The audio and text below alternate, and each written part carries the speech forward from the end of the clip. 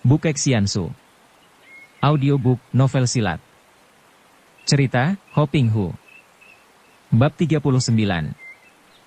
Sin Liong menggerakkan tongkat pendek melindungi diri, sedangkan Suat Hong juga menangkis dengan pedangnya sambil mengerahkan tenaga sinkangnya. Terang-terang cering.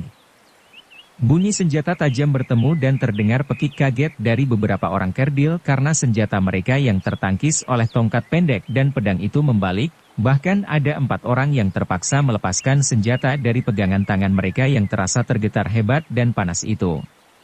Orang-orang kerdil itu ternyata cerdik sekali. Pertemuan senjata satu kali itu saja cukup membuat mereka maklum bahwa 2 orang muda yang mereka keroyok itu memiliki kekuatan sinkang yang hebat, jauh melebihi mereka, maka mereka lalu mengurung dan menyerang bertubi-tubi, bergantian tanpa mau mengadu senjata lagi. Setiap senjata mereka ditangkis, mereka menarik kembali senjata itu dan sudah ada temannya yang melanjutkan serangan dari arah lain. Su Heng, biar kubasmi setan-setan pendek ini. Suat Hong menjadi tidak sabar dengan cara Su Hengnya mempertahankan dan melindungi diri saja itu yang dianggapnya terlalu mengalah dan terlalu memberi hati kepada para pengeroyok yang menjemukan hatinya itu. Sebelum Sin Liong menjawab, Suat Hong sudah meloncat ke depan mengeluarkan suara melengking yang tinggi dan dahsyat, pedangnya berkelebatan dan disusul dorongan tangan kiri yang mengandung tenaga inti salju. Maka terdengarlah pekik berturut-turut dan robohlah 5 orang kerdil, yang 2 orang terkena sambaran pedang, yang 3 lagi roboh oleh dorongan tangan kiri dan terjangan kaki Suat Hong. Kacaulah pengeroyokan itu karena dapat dibayangkan betapa kaget dan gentarnya hati para orang kerdil ketika dalam segebrakan saja setelah gadis itu membalas, di pihak mereka roboh 5 orang. Belum lagi pemuda yang kelihatan lebih lihai itu bergerak menyerang. Kalau begini keadaannya, tentu mereka akan roboh semua. Si kerdil bergolok yang memimpin mereka, segera mengeluarkan suitan aneh dan gerombolan itu lalu melarikan diri. Sambil membawa 5 orang teman mereka yang terluka, si pemegang golok berteriak, "Hai, 2 orang muda sombong, kalau memang gagah, ikutlah kami dan lawanlah majikan kami Te Kuat Ling dan Kiamo Chai Li. Suruh mereka keluar menemui kami." Suat Hong membentak. "Hehe, engkau takut kami jebak, ya? Orang gagah macam apa kamu itu?" Si pemegang golok mengejek. "Keparat, siapa takut?" Suat Hong melompat dan mengejar. "Sumoy." Sin Liong memperingatkan, akan tetapi Suat Hong tentu saja tidak mau peduli karena dia sudah marah sekali, apalagi mendengar nama Te Kuat Lin. Dia sudah bersemangat dan ingin segera berhadapan dengan musuh besarnya itu. Melihat Sumoynya terus mengejar, terpaksa pula Sin Liong juga meloncat dan berlari cepat mengejar. Orang-orang kerdil itu berlari terus mendekati lereng bukit, keluar dari hutan memasuki daerah yang tandus berbatu-batu dan di situ terdapat banyak gua batu yang besar-besar, dan dari luar tampak menghitam karena di sebelah dalam gua tidak memperoleh matahari sehingga amat gelap. Dari belakang Sin Liong melihat betapa orang-orang kerdil itu bagaikan rombongan semut saja dengan sigapnya berloncatan memasuki gua-gua di sekitar itu, akan tetapi sebagian banyak memasuki sebuah gua terbesar dan yang berada di tengah-tengah di antara semua gua. "Sumoy, berhenti dulu. Ini bukanlah sebuah rawa," teriak pula Sin Liong. Akan tetapi terlambat karena Suat Hong dengan penuh semangat telah menerjang masuk dan lenyap ke dalam gua besar. Sumoy terlalu bersemangat sehingga sikapnya sembrono dan berbahaya. Sin Liong mengomel dan terpaksa dia pun cepat mengejar memasuki gua besar itu. Gua itu gelap sekali, gelap dan sunyi. "Sumoy!" Dia berteriak memanggil, akan tetapi hanya gema suaranya sendiri yang menjawab dari berbagai jurusan. Dia terkejut dan dapat menduga bahwa gua itu merupakan terowongan yang bercabang-cabang.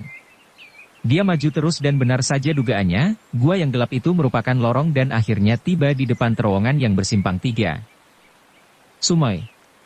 Dia berteriak lagi dan jauh dari depan, terdengar jawaban gema suaranya sendiri 5 kali berturut-turut. "Celaka," pikirnya, "kita telah terjebak." Akan tetapi karena dia harus dapat menemukan Sumoynya yang dia khawatirkan terjeblos ke dalam perangkap orang-orang kerdil. Sin Liong tanpa ragu-ragu memilih jalan ke kanan. Setelah kini matanya terbiasa, ternyata terowongan itu tidaklah terlalu gelap benar. Ada sinar matahari yang masuk dan memantul sampai ke dalam terowongan, entah dari mana masuknya sinar itu.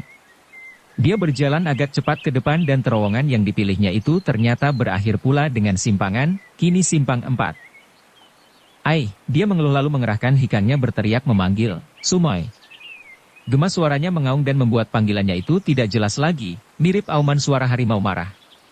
Dia lari memasuki terowongan sebelah kiri setelah meneliti ke bawah tidak melihat bekas tapak sepatu Sumoynya saking banyaknya tapak kaki di situ, tapak kaki kecil-kecil dari orang-orang kerdil. Terowongan ini panjang sekali, menurut taksirannya tentu tidak kurang dari 2 li jauhnya dan hatinya makin risau. Sudah begini lama dan jauh dia mengejar dan mencari Swat Hong, akan tetapi bekas dan jejaknya pun belum ditemukan. Sumoy. Dia berteriak lagi kuat-kuat ketika lorong itu berakhir di sebuah ruangan bawah tanah atau dalam gunung yang cukup lebar. Sebagai jawabannya, tiba-tiba terdengar suara berdesingan dan dari depan, kanan dan kiri menyambar sinar-sinar hitam. Pandang mata yang tajam dari Sin Leong dapat melihat bahwa benda-benda bersinar itu adalah anak panah yang dilepas dari tempat rahasia. Cepat dia memutar tongkat pendek yang berubah menjadi segulung sinar yang melindungi seluruh tubuhnya. Sampai beberapa lama dia menangkis dan akhirnya penyerang gelap itu pun berhenti. Di ruang itu kini penuh dengan anak panah hitam yang agaknya beracun. Dia bergidik. Bagaimana nasib Sumoynya di tempat berbahaya ini? Sumoy. Dia segera membalikkan tubuhnya karena ruangan itu merupakan jalan buntu, lalu berlari kembali melalui terowongan yang panjangnya ada 2 li itu sampai dia tiba di jalan simpang 4 tadi. Kini dia melihat terowongan kedua sambil berteriak-teriak memanggil nama Sumoynya. Swat Hong. Han Swat Hong. Panggilan ini dia lakukan dengan pengerahan hikang sekuatnya sehingga dinding terowongan itu menjadi tergetar karenanya. Namun tidak ada jawaban melainkan gemas suaranya sendiri yang melengking panjang. Sin Leong menjadi panik, matanya terbelalak dan mukanya pucat. Baru sekali ini dia merasa sedemikian gelisahnya dan dia menyesali diri sendiri mengapa dia tadi tidak melarang Sumoynya memasuki gua-gua rahasia penuh jebakan ini, kalau perlu melarang dengan kekerasan. Dia berlari terus dengan hati gelisah, akan tetapi dengan kewaspadaan penuh karena dia maklum bahwa tempat itu merupakan tempat rahasia yang amat berbahaya, perpaduan antara kekuasaan alam dan manusia. Tak mungkin tangan manusia membuat gua-gua dan lorong-lorong batu dalam gunung ini, akan tetapi hasil ciptaan alam ini dipergunakan oleh manusia, diperbaiki dan bahkan dipasang jebakan-jebakan yang jahat. Hayit! Sin Leong cepat meloncat ke atas, lalu meluncur kembali ke belakang sambil berjungkir balik dan jatuh berdiri kembali di jalan yang telah dilalui, terbelalak memandang ke depan. Kiranya secara tiba-tiba sekali, tentu digerakkan oleh alat rahasia yang terinjak olehnya tadi ketika berlari, di depannya telah terbuka lubang yang panjang ada 3 meter, terbuka tiba-tiba sehingga kalau dia tadi tidak berhasil dan lari terus, tentu akan terjeblos ke dalam jurang itu. Terdengar suara mendesis-desis dari dalam lubang yang hitam gelap, akan tetapi desis itu dan bau amis membuat Sin Leong bergidik dan tahulah dia bahwa di dalam lubang itu terdapat banyak ular berbisa. Jebakan yang amat keji. Keparat, desisnya dengan marah melihat kekejaman manusia kerdil itu yang tidak segan mempergunakan cara yang amat menjijikkan untuk mengalahkan lawan. Dia melompati lubang itu dan melajukan larinya. Ketika dia berjalan 1 li lebih, lorong itu pun berhenti di jalan batu yang merupakan sebuah ruangan besar pula. Bahkan ruangan ini cuacanya cukup terang, entah memperoleh sinar dari mana, agaknya ada lubang-lubang dari mana sinar matahari dapat masuk. Tiba-tiba, seolah-olah muncul dari dalam dinding batu, tampak seorang kerdil yang luar biasa. Bentuknya pendek tegap seperti orang-orang kerdil yang tadi, akan tetapi wajahnya menandakan bahwa dia sudah tua dan sepasang matanya seperti bintang pagi, tajam bersinar-sinar sedangkan kumis dan jenggotnya panjang, juga bentuk pakaiannya lebih mewah dari yang lain. Kakek kerdil ini memegang sebatang pedang yang bersinar-sinar tanda bahwa pedang itu adalah sebuah benda pusaka yang ampuh. Selagi Sin Leong memandang penuh perhatian dan maklum bahwa tentu di dinding kiri ini terdapat pintu rahasianya yang tadi terbuka cepat untuk dilewati kakek ini, tiba-tiba terdengar suara dari sebelah kiri dan kembali secara tiba-tiba muncul seorang kerdil lain yang tubuhnya amat tegap besar membayangkan kekuatan. Juga orang kerdil kedua ini pakaiannya mewah, sikapnya gagah dan mukanya penuh dengan berewok tebal menghitam. Kedua orang ini dari tubuh atas sampai ke pinggang ukurannya seperti manusia biasa, akan tetapi dari pinggang ke bawah amatlah pendeknya sehingga kelihatan aneh dan lucu. Orang kedua yang berewok dan mukanya membayangkan kekerasan dan kegagahan ini memegang sebatang toya yang lebih panjang daripada tubuhnya sendiri. Juga toya ini bersinar-sinar tanda sebatang senjata yang baik. Sin Leong yang selalu bersikap sabar dan tidak menghendaki permusuhan, biarpun dilanda kekhawatiran, masih dapat menekan perasaannya dan menjura dengan penuh hormat. Harap Jiwi Lo Cianpue sudi memaafkan kalau saya lancang tanpa diundang memasuki daerah kekuasaan Jiwi ini. Akan tetapi saya kehilangan Sumoy di sini dan kalau Jiwi sudi berlaku demikian baik hati untuk mengembalikan Sumoy kepada saya berjanji akan meninggalkan tempat ini bersama Sumoy dan tidak akan berani mengganggu lagi. Dua orang kakek itu saling pandang dan melihat betapa Sin Leong mengamat-amati dinding yang kini telah tertutup kembali dan sama sekali tidak ada tanda-tanda bahwa di situ ada pintu rahasianya. Mereka tertawa dan kakek berjenggot yang rambutnya sudah mulai ada ubannya itu berkata, "Orang muda, kalian memusuhi Telihiap dan bilang tidak ada permusuhan dengan kami? Haha, orang muda, siapakah engkau? Dan siapa pula sumoymu itu?" "Namaku Kuasin Leong dan sesungguhnya kami tidak mempunyai permusuhan dengan Cui di tempat ini." "Kalau begitu mengapa mencari Tekuat Lin Lihiap?" "Kami mempunyai urusan pribadi dengan dia, hanya urusan yang amat sekali tidak menyangkut diri orang lain." Kembali dua orang kekek itu tertawa. "Hahaha, aku Jibong dan semua anak buahku, kami bangsa Kerdil memang tidak ada urusan denganmu, akan tetapi sekali kalian memusuhi Telihiap, berarti kalian adalah musuh kami juga. Menyerahlah, orang muda, kalau kau tidak ingin mengalami kesengsaraan seperti sumoymu." Sin Leong terkejut sekali, bukan hanya karena mendengar bahwa mereka ini ternyata adalah kaki tangan Tekuat Lin, terutama sekali mendengar akan sumoynya. "Di mana Sumoy? Apa yang kalian lakukan dengan dia?" bentaknya. "Hahaha, menyerahlah dan baru kita bicara." Jibong, kakek yang menjadi ketua bangsa Kerdil itu menjawab. Tentu saja Sin Leong menjadi gelisah sekali dan dia lalu menerjang maju dengan tongkat pendeknya.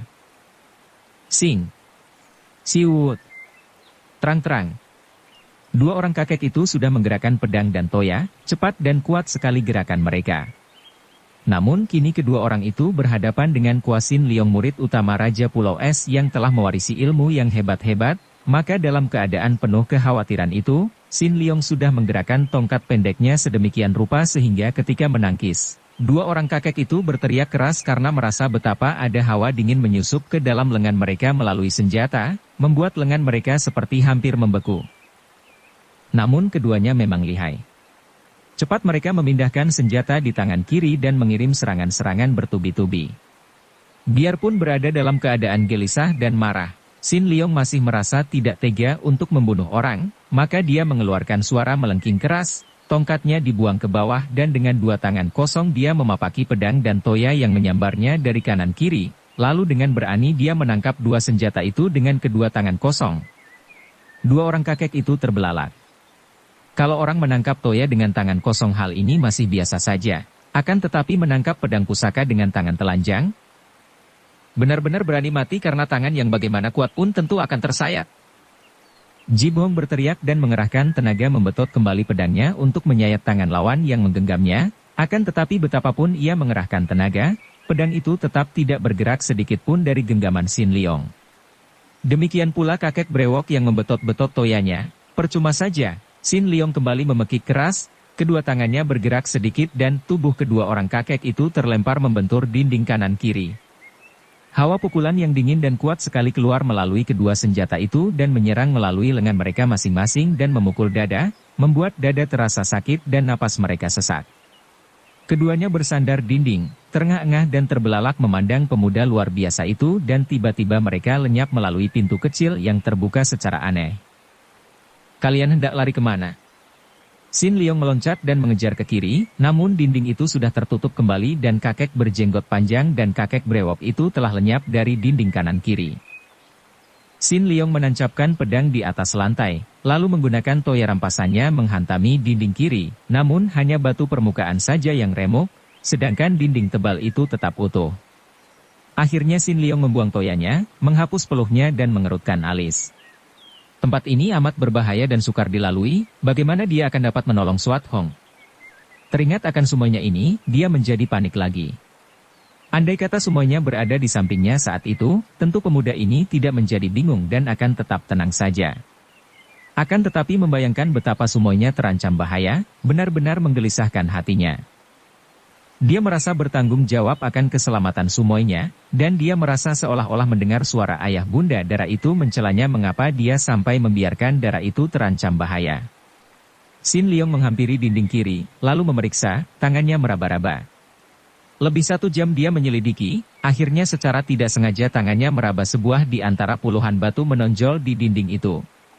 Cepat dia menyambar pedang rampasannya dan sekali bergerak, tubuhnya sudah menyelinap melalui lubang rahasia itu dan dia bingung lagi karena kiranya di sebelah sana dinding batu itu pun hanya merupakan sebuah lorong lain lagi. Dan tidak tampak jejak kekek yang menjadi ketua bangsa Kerdil tadi. Kembali dia berjalan dengan ngawur, tidak tahu akan dibawa kemana oleh lorong yang dilaluinya ini. Entah berapa banyak lorong yang dilaluinya dan kini dia bahkan tidak tahu lagi mana jalan keluar. Dia pun tidak ingin keluar sebelum dapat menolong Swat Hong. Dan cuaca makin gelap, dia pun teringat bahwa mungkin sekarang di dunia luar, sudah mulai senja. Bagaimanapun juga, dia tidak akan keluar sebelum menemukan Swat Hong. Sin Leong berjalan terus, kemana saja asal bergerak dan dia memperhatikan lorong yang dilaluinya agar jangan melalui sebuah lorong untuk kedua kalinya. Keadaan makin gelap dan akhirnya dia hanya dapat melangkah maju dengan meraba-raba. Tiba-tiba tampak sinar terang di depan, menembus kegelapan yang mengerikan itu. Sin Leong melangkah maju menuju ke sinar terang tadi. Akan tetapi tiba-tiba dia menahan langkahnya. Tidak salah lagi, sinar terang itu tentulah api yang sengaja dibuat orang Kerdil untuk memancing dan menjebaknya. Betapapun juga, dia tidak takut. Dengan hati-hati dia bergerak lagi melangkah maju menghampiri sinar yang ternyata kini tampak olehnya adalah sebatang obor yang gagannya tertancap di dinding. Dan anehnya, kakinya yang melangkah hati-hati tidak menemui jebakan apa-apa sampai dia tiba di tempat obor itu. Apa artinya ini? Mengapa mereka memberi sebatang obor itu kepadaku? Sin Leong tidak peduli, lalu mengambil obor itu dan diam-diam berterima kasih sekali karena memang keadaan cuaca yang amat gelap itu membuat dia butuh sekali akan sebatang obor. Kini dia dapat melanjutkan usahanya mencari Swat Hong. Selagi dia berjalan maju dengan hati-hati, dia mendengar suara mendengung dari belakang. Sin Leong cepat menoleh akan tetapi tidak melihat apa-apa. Sinar obor itu hanya mendatangkan cahaya dalam jarak terbatas sekali dan di sebelah sananya kelihatan hitam pekat. Akan tetapi suara itu makin lama makin keras dan akhirnya tampaklah meluncur masuk ke dalam cahaya obor benda-benda hitam kecil yang mengeluarkan suara berdengung-dengung. Lebah! Banyak sekali lebah hitam yang datang beterbangan, seakan berlomba untuk mencapai sinar terang itu. Sinar api obor itulah yang menarik lebah-lebah itu dan Sin Leong maklum sekarang mengapa mereka memberikan sebatang obor. Tentu untuk menarik lebah-lebah itu, dan kalau lebah-lebah itu cukup berharga untuk dipancing mereka, tentu merupakan lebah berbahaya, lebah yang sengatannya mengandung bisa yang mematikan. Dia sudah tahu akan lebah-lebah beracun seperti ini. Sin Leong cepat mengambil sehelai sapu tangan, menyelipkan pedang di pinggangnya, dan menggunakan sapu tangan yang diputar-putar untuk mengusir lebah-lebah itu. Namun, tertarik oleh sinar api obor di antara kegelapan yang luar biasa, lebah-lebah itu seperti gila dan sama sekali tidak takut akan usiran menggunakan sapu tangan ini. Biarpun mereka tidak dapat menyerang Sin Leong karena terhalang sapu tangan, namun mereka tetap beterbangan di sekeliling Sin Leong, menanti saat baik untuk menyerang. Celaka, pikir Sin Leong. Tidak mungkin dia harus berdiri di situ semalaman hanya untuk berkelahi melawan lebah-lebah ini. Apa gunanya ada obor kalau hanya mendatangkan kerepotan ini? Sambil tetap melindungi tubuhnya dengan putaran sapu tangan, Sin Leong menancapkan gagang obor pada celah-celah batu dinding, lalu pergi menjauh. Ternyata lebah-lebah itu tidak lagi memperdulikannya setelah dia tidak memegang obor, dan kini binatang-binatang kecil itu beterbangan menyambar ke arah obor. Sin Leong duduk bersandar dinding, memandang dari jauh. Dilihatnya banyak lebah yang mati karena menyerbu api, makin lama makin banyak. Hatinya tidak tega. Binatang-binatang itu tidak berdosa. Entah mengapa mereka dapat dibikin marah dan menyerbu api seperti gila itu.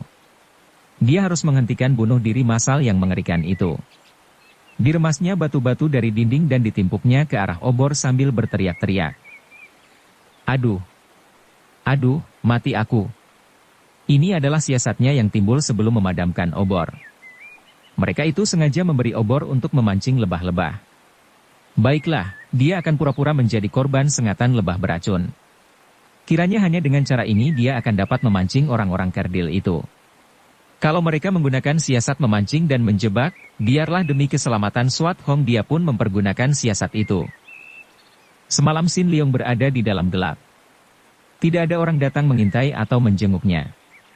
Ketika inilah dia pergunakan untuk beristirahat dan biarpun dia sama sekali tidak dapat tidur. Mana mungkin dia tidur kalau hatinya gelisah memikirkan Swat Hong seperti itu? Betapapun juga, dia dapat melepaskan lelah dan memulihkan tenaga, dan terbayanglah percakapan dengan Swat Hong di dalam hutan. Dia menghela napas panjang. Biarpun di depan gadis itu dia berpura-pura tidak mengerti, sesungguhnya dia tahu belaka bahwa Dara yang tadinya angkuh dan keras hati itu, kini agaknya mulai menyatakan cinta kasihnya kepadanya. Dia dapat menduga pula bahwa cinta kasih di hati gadis itu bersemi karena memperoleh pupuk cemburu, mencemburukan dia dengan Soan Chu dan Siang Koan Hui. Hal ini membuat hatinya terasa seperti ditusuk, perih dan duka. Tentu saja dia tidak mungkin mau menyakit hati Swat Hong dengan menyatakan bahwa dia tidak mencinta gadis itu, tidak mencinta seperti diharapkan gadis itu. Tidak mungkin dia mau melibatkan diri ke dalam cinta kasih seperti itu, yang telah begitu banyak contohnya hanya mendatangkan kesengsaraan belaka. Lihat saja kehidupan ayah Swat Hong, Raja Han Tiong yang menjadi rusak dan hancur lebur karena raja yang bijaksana dan perkasa itu takluk kepada cinta kasih berahi seperti itu. Lihat saja penghidupan ayah Soan Chu, yang menjadi gila karena kematian istrinya yang tercinta, juga merupakan cinta memiliki yang hanya akan berakhir dengan kesengsaraan. Masih banyak lagi contoh-contoh. Cinta kasih yang terdorong oleh berahi dan kesengsaraan ini pasti akan disusul dengan keinginan memiliki, menguasai dan mengikat. Pengikatan diri inilah yang akan mencelakakan, yang akan menimbulkan duka karena kehilangan, perpisahan atau kekecewaan karena cemburu dan lain-lain. Pengikatan diri kepada sesuatu memang menimbulkan kenikmatan duniawi, menimbulkan kesenangan lahir yang hanya sementara saja sifatnya, kemudian diakhiri dengan bermacam duka dan kesengsaraan. Yang paling menimbulkan sesal dalam hati Sin Leong adalah kenyataan bahwa penolakannya terhadap cinta kasih gadis-gadis itu tentu akan mendatangkan kekecewaan kepada mereka, namun dia pun yakin bahwa kekecewaan itu pun hanya akan sementara saja sifatnya. Kalau mereka, termasuk Swat Hong, sudah tertarik kepada seorang laki-laki lain, kekecewaan itu pun akan lenyap tanpa bekas lagi. Cuaca tidak segelap tadi, tanda bahwa agaknya malam telah terganti pagi. Untuk melanjutkan siasatnya, Sin Leong lalu merebahkan diri di bawah obor yang telah pada merebah di antara bangkai-bangkai lebah yang hangus. Tak lama kemudian jantungnya berdebar karena telinganya yang menempel lantai mendengar suara-suara gerakan kaki. Ada orang-orang datang menghampirinya. Tepat seperti yang diharapkannya, muncullah 2 orang kakek itu bersama 6 orang kerdil lain. Mereka segera menghampiri dan merubungnya, bahkan ada tangan yang menyentuh dada dan pergelangan tangannya. Cepat Sin Leong menggunakan ilmunya, menghentikan detak jantung dan pernapasannya. Dia telah mati. Terdengar suara di atasnya. Dia tidak melihat siapa yang bicara karena dia rebah miring. Kita laporkan kepada Li Hiap, terdengar suara kakek berjenggot panjang. Pada saat itu, Sin Leong membalikkan tubuhnya, tangannya menyambar dan dia telah menangkap lengan seorang kerdil, lalu menotoknya roboh. 7 orang kerdil yang lain terkejut sekali, berloncatan dan lenyap di balik dinding melalui pintu-pintu rahasia, meninggalkan si kerdil yang telah roboh tertotok. Memang Sin Leong hanya membutuhkan seorang saja. Dia lalu mengangkat bangun orang itu, membebaskan totokannya dan menghardik, "Hayo tunjukkan aku di mana temanku wanita itu ditawan." Orang kerdil itu menjadi pucat dan menggeleng-geleng kepalanya. Aku tidak tahu." "Bohong. Hayo katakan, aku hanya ingin menolong dan membebaskannya. Kalau kau mengaku terus terang, aku akan membebaskanmu." Aku tidak berani." Kemudian orang itu berkata, suaranya mengandung rasa takut dan dia menoleh ke kanan kiri seolah-olah takut kata-katanya terdengar oleh dinding di kanan kirinya. Aku tahu. Kalau kau mengaku, engkau takut dihukum oleh atasanmu. Akan tetapi kau menunjukkan tempat itu karena kupaksa dan mereka tentu tahu akan hal itu." Aku takut." "Takut disiksa?" orang itu berkata setengah menangis. Sin Leong menjadi gemas. Orang yang pengecut ini memaksa dia harus mengeraskan hati. Apa boleh buat, demi keselamatan Swat Hong? Dia lalu menggunakan jarinya memijit tengkuk orang itu, memijit jalan darah sambil berkata, Kau hanya takut kepada mereka dan tidak takut kepadaku? Nah, kau tunjukkan atau kubiarkan kau tersiksa seperti ini selama hidupmu. Orang itu menyeringai, makin lama makin lebar dan tubuhnya menggeliat-geliat menahan rasa nyeri yang menyerang tubuhnya. Akan tetapi, rasa nyeri itu tidak dapat ditahannya lagi dan dia roboh terguling, menggeliat dan berkelojotan seperti orang sekarat, mulutnya merintih. Bebaskan aku. Atau bunuh aku saja. Sin Leong merasa kasihan sekali, akan tetapi dia mengeraskan hatinya. Aku tidak akan membunuhmu dan juga tidak akan menyembuhkanmu. Kalau kau tidak mau menunjukkan tempat sahabatku itu, selama hidup kau akan menderita seperti ini. Tolong. Aduh baik, kutunjukkan tempatnya tapi bebaskan dulu aku. Girang bukan main rasa hati Sin Leong. Dengan beberapa totokan dia membebaskan orang itu yang segera menggeliat dan memijit-mijit dadanya, kemudian memandang kepada Sin Leong penuh rasa takut dan ngeri. Aku akan menunjukkan tempatnya, akan tetapi, kau harus tahu bahwa kalau gadis itu sudah mati, maka bukanlah aku pembunuhnya. Tentu saja kata-kata ini membuat Sin Leong terkejut bukan main. Bersambung ke bab 40. Dukung kami dengan subscribe, follow, like, komen dan share. Terima kasih.